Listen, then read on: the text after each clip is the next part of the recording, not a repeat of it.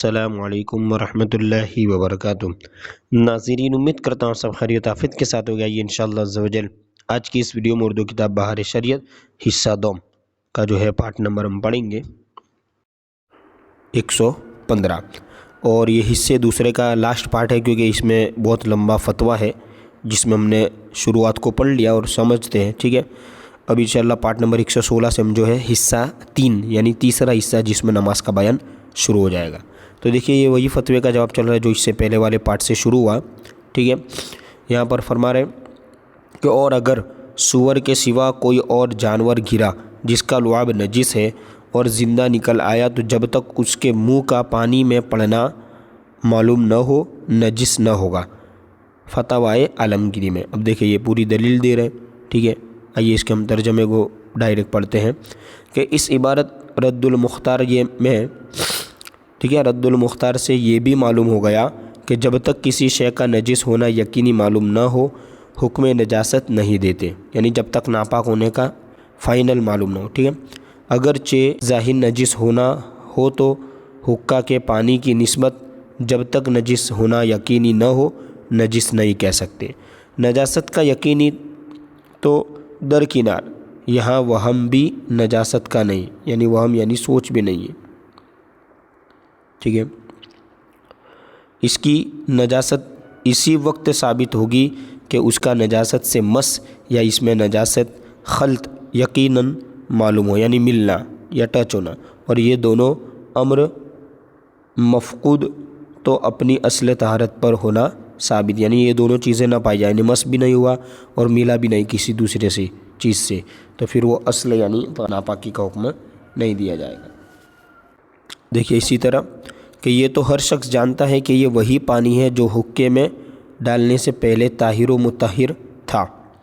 ہاں، اگر نجس پانی سے کسی نے حقہ تازہ کیا یا اس کا حقہ اندر سے نجس تھا یا اس پانی میں بعد کو کوئی نجاست پڑی، خواہ حقے کے اندر ہی یا اس میں سے نکالنے کے بعد، تو یہ سب بلا شبہ نجس ہی ہے۔ اس کی طہارت کا کون قائل ہو سکتا ہے؟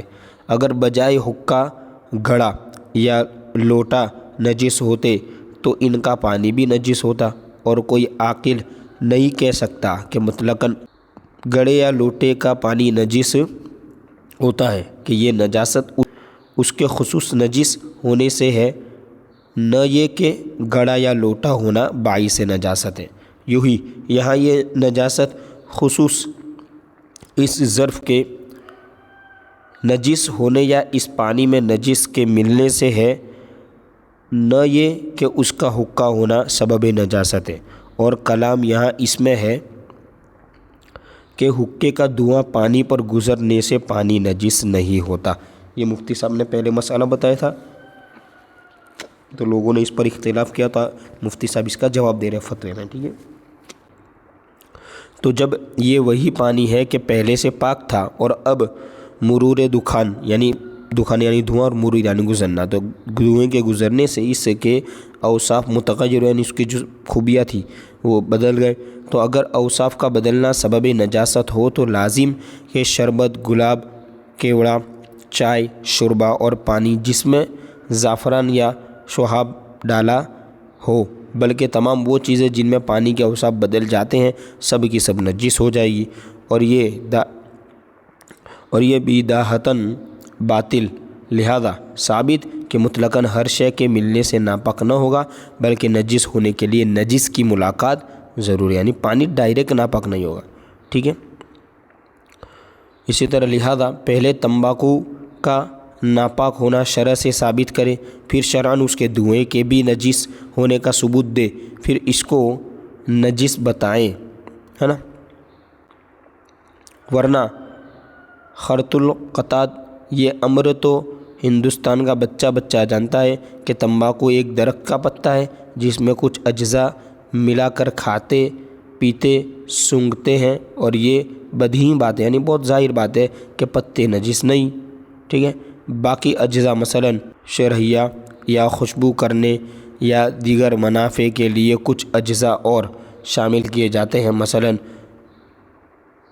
سنبل الطیب، انانس، املتاس، بیڑ، कटहल वगैरह इनमें कोई चीज़ नजीस नहीं, लिहाजा तंबाकू